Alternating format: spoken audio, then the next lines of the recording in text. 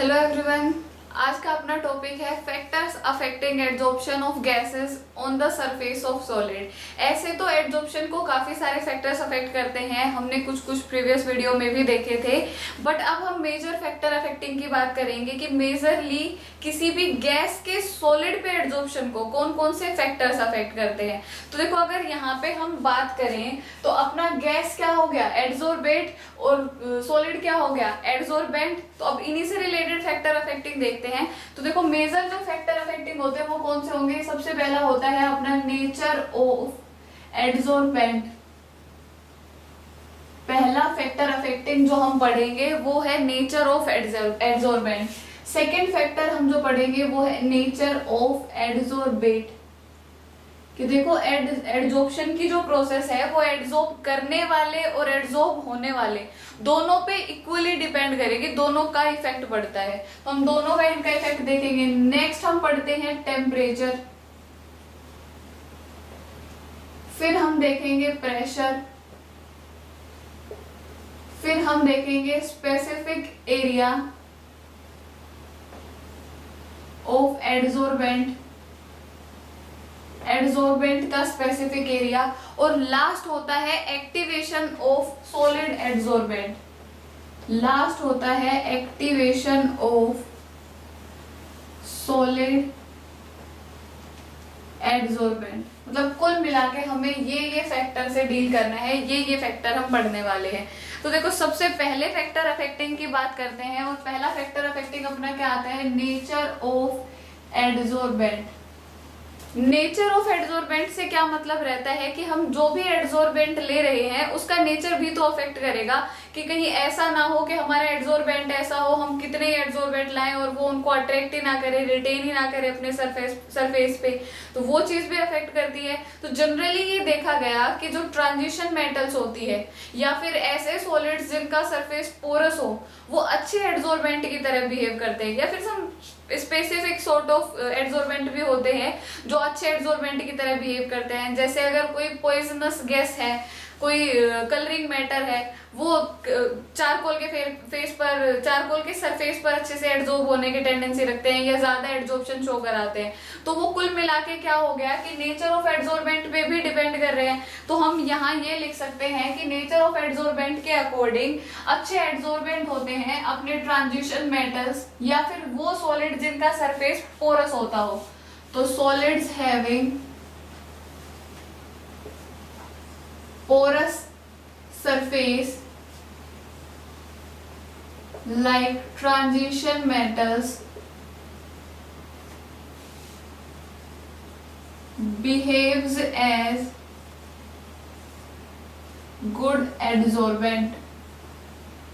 अच्छे एड्सॉर्बेंट की तरह बिहेव करते हैं वो सॉलिड जिनका सरफेस पोरस होता हो, या फिर ये बोल सकते हैं जनरली ट्रांजिशन मेटल अच्छे एड्सॉर्बेंट की तरह बिहेव करते हैं। मोस्ट कॉमन एड्सॉर्बेंट होते हैं, कुछ और मोस्ट कॉमन एड्सॉर्बेंट होते हैं, जैसे एक्टिवेटेड कार्बन रहता है, एक्टिवेटेड कार्बन रहता है, मेटल ऑक्साइड रहते हैं, एटसेट्रा। ये जनरली यूज होने वाले एड्सॉर्बेंट होते हैं, मोस्ट कॉमन एड्सॉर्बेंट होते हैं। सेकंड फैक्टर की बात करते हैं, वो होता है अपना nature of adsorbate. Second factor होता है नेचर ऑफ एड्सॉर्बेट। देखो, नेचर ऑफ एड्सॉर्बेट में हम बात कर रहे हैं, तो हम अब किसकी बात करेंगे, गैसेस की बात करेंगे। तो यहाँ एक सिंपल फिनोमेना, ऐसा सिंपल रिलेशनशिप दिया गया गैसेस के लिए कि गैसेस का नेचर कैसे अफेक्ट करेगा एड्सॉर्प्शन के प्रोसेस को। तो वहां पे एक टर्म आई जिस टर्म को हम क्या बोलते हैं, क्रिटिकल टेम्परेचर। ठीक है, इस टर्म को क्या बोला जाता है, क्रिटिकल टेम्परेचर। अब गैसेस के लिए क्रिटिकल टेम्परेचर वो बेयर मिनिमम टेम्परेचर होता है जिससे अबोव कोई भी गैस लिक्विफाई नहीं हो सकती। ये क्या होगा, that minimum temperature above which A gas can not be liquefied easily. कोई भी गैस इजीली लिक्विफाई नहीं हो, that minimum temperature above which a gas cannot be liquefied easily, उसको क्या बोलते हैं, critical temperature for that gas. अब सभी गैस के लिए क्रिटिकल टेम्परेचर क्या रहता है, अलग अलग रहता है। ये तो बहुत ही ऑब्वियस चीज है कि सभी गैसेस अलग अलग क्रिटिकल टेम्परेचर शो कराएंगी। जैसे सल्फर डाइऑक्साइड होता है, सल्फर डाइऑक्साइड के लिए क्रिटिकल टेम्परेचर सबसे ज्यादा रहता है। अच्छा, क्रिटिकल टेम्परेचर पे गैसेस क्या हो जाती है, लिक्विफाई हो जाती है। अब गैसेस जितनी जल्दी लिक्विफाई होंगी या जितनी आसानी से लिक्विफाई होती है, उनमें अट्रैक्शन की फिनोमिना भी क्या रहती है, उतनी ज्यादा रहती है। अब अट्रैक्शन का अगर फिनोमिना ज्यादा है, दैट मीन्स वो सरफेस पर आसानी से चिपक सकती हैं, और वो चिपकने की प्रोसेस ही क्या कहलाती है, एडजॉर्प्शन कहलाती है। तो हम ये रिलेशनशिप लिख दें कि अगर किसी भी गैस के लिए क्रिटिकल टेम्परेचर अगर बढ़ाया जाता है, क्रिटिकल टेम्परेचर इंक्रीज करेंगे, तो उसके लिए ईज ऑफ लिक्विफिकेशन क्या हो जाएगी, ease of liquefaction will be increased, and so that adsorption will be increased।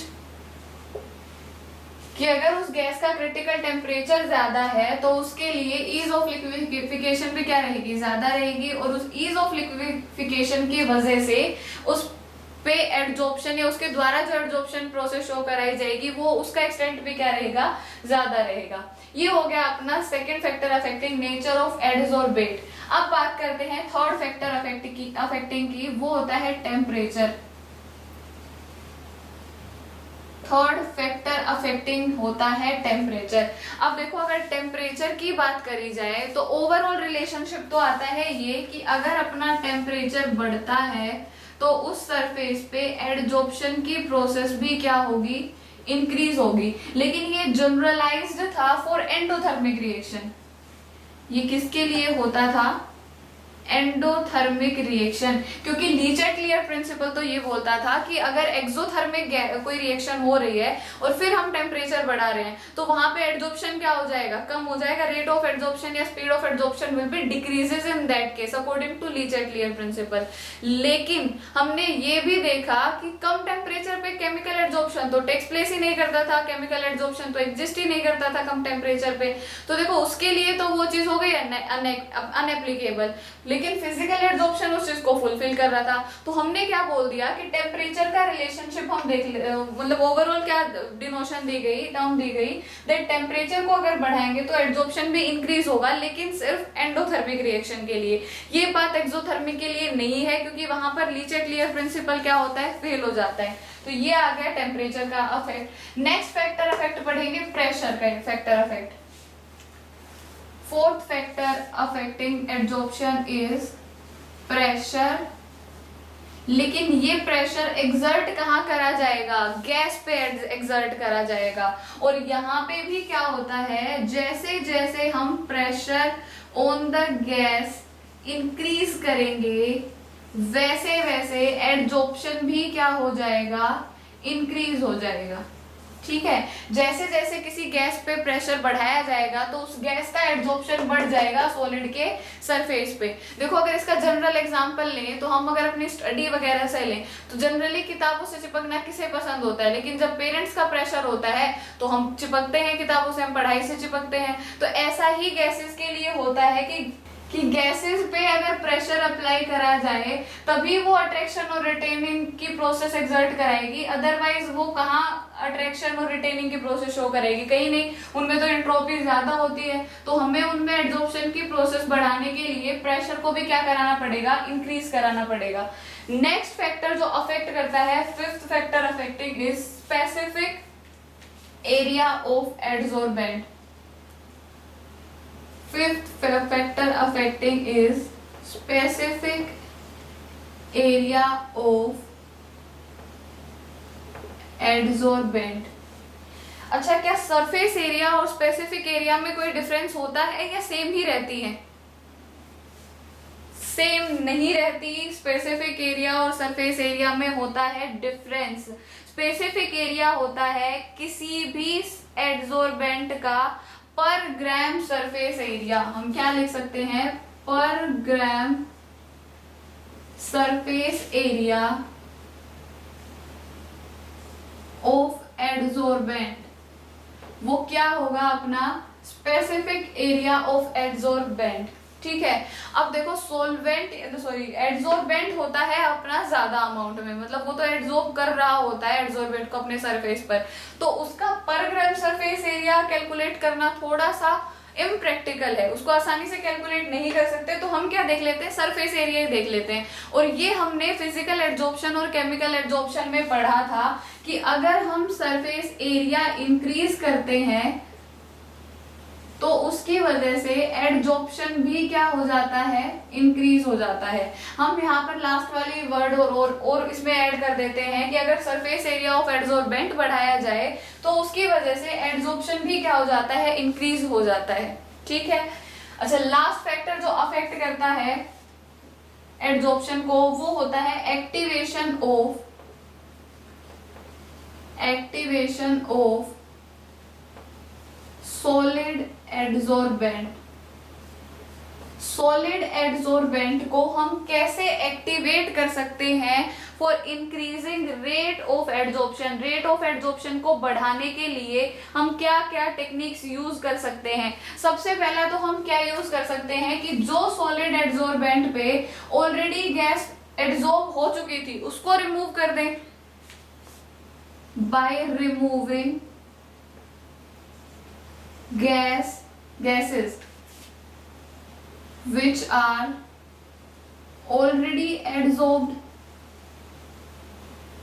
जो गैस एडजॉर्बेंट के सरफेस पे ऑलरेडी एडजॉर्ब्ड है, अगर हम उनको रिमूव कर दें तो हमारा एरिया क्या हो जाएगा, एक्सटेंड हो जाएगा, इंक्रीज हो जाएगा, और एरिया इंक्रीज होते ही एडजॉर्प्शन क्या हो जाएगा, इंक्रीज हो जाएगा। अच्छा दूसरा क्या कर सकते हैं, हम जो एडजॉर्बेंट है उसको स्मॉलर पीसेस में डिसोशिएट कर दें बाय डिसोशिएटिंग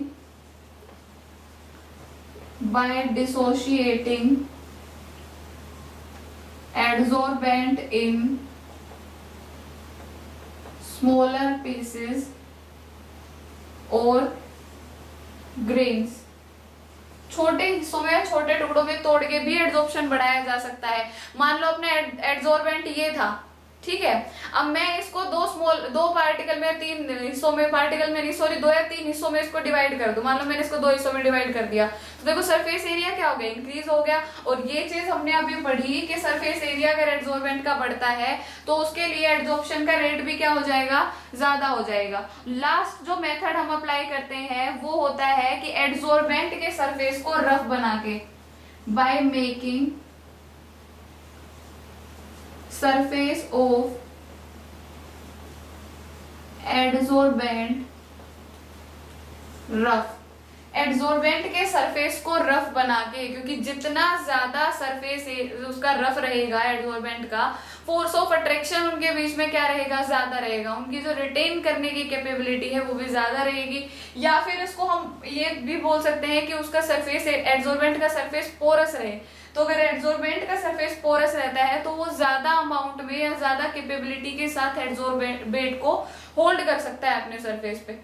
ऑटोमेटिकली वो क्या करेंगे, एडजॉर्प्शन की प्रोसेस को इंक्रीज कर देंगे। तो ये हो गए अपने 6 फैक्टर अफेक्टिंग जो एडजॉर्प्शन को अफेक्ट करते हैं।